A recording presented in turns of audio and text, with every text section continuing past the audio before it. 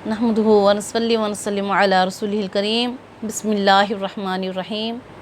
अलिफ लाम मीम ज़ालिकल किताबु ला रैब फ़ीह। सदक़ल्लाहुल अज़ीम। अस्सलामु अलैकुम व रहमतुल्लाहि व बरकातुहू। मेरा आज का मौज़ू है कुरान पाक पढ़ने की फ़जीलत। अल्लाह रब्बुल इज़्ज़त ने इरशाद फरमाया वमा हुवा इल्ला ज़िक्रुल लिल आलमीन। कुरान पाक बहुत ज़्यादा पढ़ी जाने वाली किताब कि कुरान मजीद ऐसी अज़ीम शान किताब है जो सारी कायनात के लिए नाज़िल हुई। कुरान पाक को देखना भी इबादत है, कुरान पाक को पढ़ना भी इबादत है, कुरान पाक को सुनना भी इबादत है और कुरान पाक को सुनाना भी इबादत है। कुरान पाक लिखना भी इबादत है, कुरान पाक पढ़ाना भी इबादत है। नबी करीम अलैहिस्सलातु वस्सलाम ने शाह फरमाया खैरुकुम मन तअल्लमल कुरान व अल्लमहू, कि तुम में से बेहतर वो है जो कुरान पाक सीखे और सिखाए। ये कुरान पाक की शान है कि अल्लाह रब्बुल इज़्ज़त ने इसकी हिफाजत का ज़िम्मा लिया। फरमाया इन्ना नहनु नज़्ज़लना ज़िक्रा व इन्ना लहू लहाफ़िज़ून, बेशक हमने कुरान पाक को नाज़िल फरमाया और हम इसकी हिफाजत करने वाले हैं। और साथ ही कुरान पाक के आगाज़ में शाह फरमाया ज़ालिकल किताबु ला रैब फ़ीह, ये वो अज़मत वाली किताब कि जिसमें किसी किस्म की शक शुबा की गुंजाइश नहीं। कुरान पाक को कोई तब्दील नहीं कर सका, बल्कि कुरान पाक ने इंसानों की ज़िंदगियों को तब्दील करके रख दिया, इन्हें सिरात मुस्तकीम पर गामज़न कर दिया। ये कुरान पाक का फ़ैज़ान है कि कुरान पाक को जितनी बार भी पढ़ो पहले से भी ज़्यादा के फसरूर महसूस होता है। कुरान पाक का ये एजाज़ है कि जहाँ भी पढ़ा जाए तो समातों की राह से गुज़रता हुआ दिल की गहराइयों तक जा पहुँचता है। ये कुरान पाक का फ़ैज़ान है कि ये दुनिया और आखिरत में मोमिन का साथी है। नबी करीम अलैहिस्सलातु वस्सलाम ने शाह फरमाया कि कुरान मजीद की तिलावत किया करो, ये क़यामत के रोज़ शिफात करने वाला है और क़यामत का दिन 50,000 साल का होगा। कोई वसीला ना होगा, भूख प्यास होगी, कोई सहारा ना होगा। उस वक़्त कुरान पाक शिफात करने वाला होगा। फरमाया कि सूरह बकरा और सूरह आल इमरान अपने पढ़ने वाले पर साया करेगी।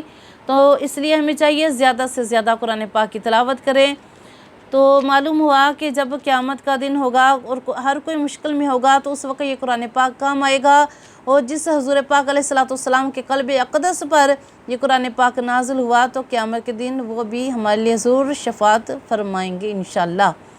हज़रत अबू हुरैरा से रवायत है कि नबी करीम अलैहिस्सलातु वस्सलाम ने इरशाद फरमाया क्या तुम में से कोई एक ये पसंद करेगा कि जब वो अपने घर जाए तो वहाँ 3 मोटी ताज़ी हामला ऊँटनियाँ पाए? तो फरमाते हमने अर्ज़ की जी हाँ या रसूलल्लाह सल्लल्लाहु अलैहि वसल्लम। तो आपने इरशाद फरमाया किसी शख्स का 3 आयत पढ़ना उसके लिए मोटी ताज़ा हामला ऊँटनियों के मिलने से बेहतर है। और सैयदा आयशा सिद्दीक़ा उम्मुल मोमिनीन रवायत करती हैं कि नबी करीम अलैहिस्सलातु वस्सलाम ने शाह फरमाया कुरान पाक का माहिर नामा इमाल लिखने वाले मुअज़्ज़ज़ नेक फ़रिश्तों के हमरा होगा। और वो जो शख्स कुरान पाक पढ़ते हुए अटकता हो और उसे उस बारे में मुश्किल पेश आती हो तो उसको 2 गुना अजर मिलेगा। आप नबी करीम अलैहिस्सलातु वस्सलाम ने इरशाद फरमाया कि 2 तरह के आदमियों पर रश्क किया जा सकता है। एक वो शख्स जिसे अल्लाह रब्बुल इज़्ज़त ने कुरान का इल्म अता किया हो और वो दिन रात उसके साथ मसरूफ़ रहे। और दूसरा वो जिसे अल्लाह ताला ने माल अता किया हो और वो दिन रात उसमें से खर्च करता रहे। आपने शाह फरमाया कि अपने घरों को कब्रिस्तान ना बनाओ, तो बेशक शैतान उस घर से भाग जाता है जिस घर में सूरह बकरा की तिलावत की जाए।